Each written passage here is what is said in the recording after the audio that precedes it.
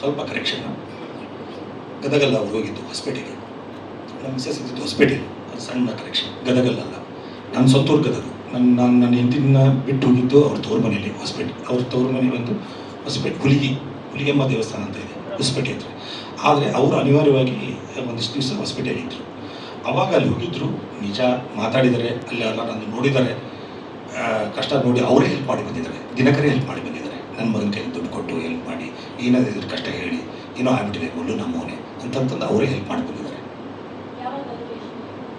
ಅದು I think ನಾನು ಹೋಗಿ ಒಂದೂವರೆ ವರ್ಷ ಆದಮೇಲೆ ಅನ್ಸುತ್ತೆ, ನನಗೆ ಗೊತ್ತಿಲ್ಲ. ಇದು ಅವ್ರು ನಾ ಬಂದಮೇಲೆ ಹೇಳಿದ್ದು.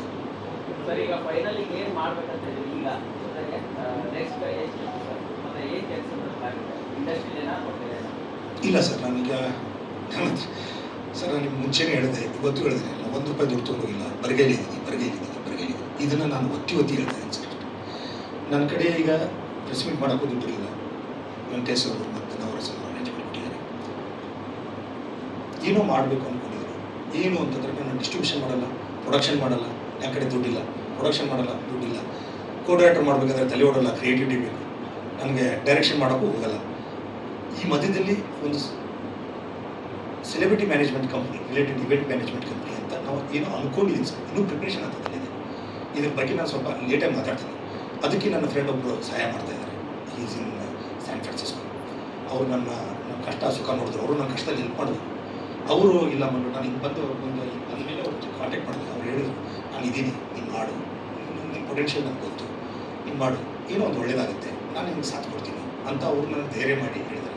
ಈ ಪ್ರಾಜೆಕ್ಟ್ನ ನಾನು ಇವತ್ತಲ್ಲ, 2017 ಮಾಡಬೇಕು ಅನ್ಕೊಂಡು ಪ್ರಾಜೆಕ್ಟ್ನ. ಅವಾಗ ನಾವು ಅದನ್ನು ನಾನು ಕೂಡ ನನ್ನ ಫ್ರೆಂಡ್ ಕೂಡ ಮಾಡಬೇಕಂತಿದ್ವಿ. ಮತ್ತು ಅನಿವಾರ್ಯ ಕಾರಣಗಳಿಂದ ನನಗಿರೋ ಫೈನಾನ್ಷಿಯಲ್ ಕ್ರಿಸಸ್ಸಿಂದ, ನನಗಿರೋ ಫೈನಾನ್ಷಿಯಲ್ ಟೆನ್ಷನಿಂದ ಅದು ಮಾಡೋಕ್ಕಾಗಿರಲಿಲ್ಲ. ಅವಾಗ ಈಗ ಬಂದ ಮೇಲೆ ನನಗೆ ಅದು ನನ್ನ ಸ್ಟ್ರೆಂತ್ ಅನಿಸ್ತು.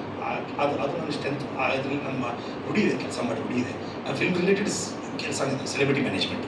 It's it's a private collaboration network with celebrities and ಎಲ್ಲೆಲ್ಲಿ ಮೀಡಿಯಾಗೆ ಯಾರ್ಯಾರಿಗೆ ಅವಶ್ಯಕತೆ ಇರುತ್ತೆ, ಎಲ್ಲೆಲ್ಲಿ ನೀಡ್ ಇರುತ್ತೆ, ಎಲ್ಲೆಲ್ಲಿ ಸೆಲೆಬ್ರಿಟಿ ಕಳಿಸ್ಕೊಡುವಂಥ ಒಂದು ಪ್ರೈವೇಟ್ ಪ್ಲ್ಯಾಟ್ಫಾರ್ಮ್.